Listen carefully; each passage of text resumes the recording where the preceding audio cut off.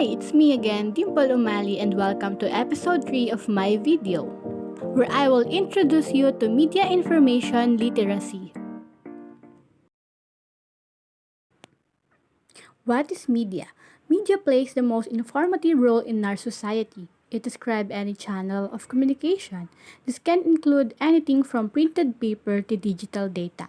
It is the main thing of mass communication. Media helps to gain information and it keeps people updated and informed about what's happening around the world. There are three classifications of media.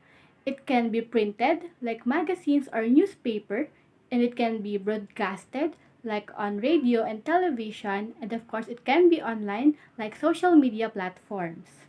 How about you? What kind of media do you usually use? Do you know how to use it properly and effectively? Ilang media or ilang social media ang nasa loob ng cellphone mo? Lahat ba to ay may purpose or napapakinabangan mo? I bet all of us already know how media can help us not just for gaining information but also serving as our communication tool.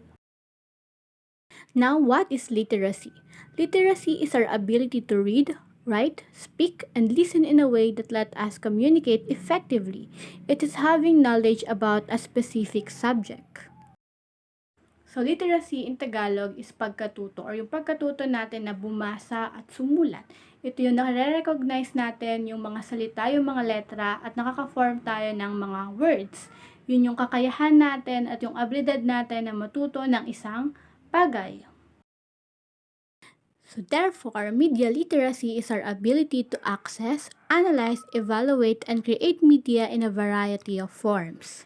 Media literacy is an expanded conceptualization of literacy that includes the ability to access and analyze media messages as well as creating, reflecting, taking action using the power of information and communication. Sa madaling salita, ito ay tumutukoy sa mga kaalamang meron tayo tungkol sa media, maging ang tamang paggamit nito at paglikha ng iba't ibang uri ng media. Now let's talk about information. What is information? Information is the knowledge or the data from a specific or particular study. This is the message conveyed or represented.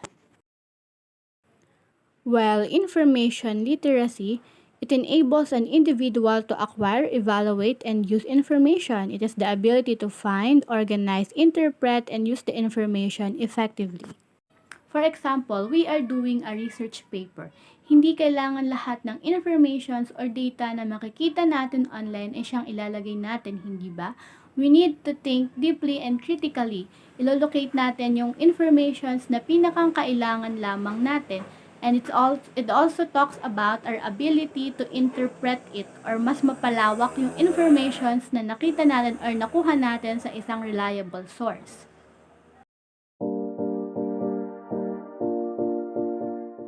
What is technology? So it refers to methods, systems, and devices which are the result of scientific knowledge being used for practical purposes. So ito, familiar na tayo dito. Ito yung mga devices or gadgets na meron tayo such as computers, laptop, cell phones, etc. So, technology literacy is the ability of a person to access, manage, expand, assess, create, and convey information using technology responsibly and successfully, both individually and in collaboration with others. Yung literacy, tumutukoy naman siya sa mga kaalaman na meron tayo sa teknolohiya ng mga ginagamit natin such as yung mga computers, cellphones, and laptops. Yung mga functions na alam natin sa kanila and paano natin ito ginagamit para makagather ng mga informations. All in all, media information literacy, it empowers individuals to demonstrate and exercise informed judgment as user of information and media as well. It implies having the knowledge, attitude, and collective set of abilities necessary to understand when and what information is required, where to look for it, how to organize it after finding it, and how to utilize the media ethically.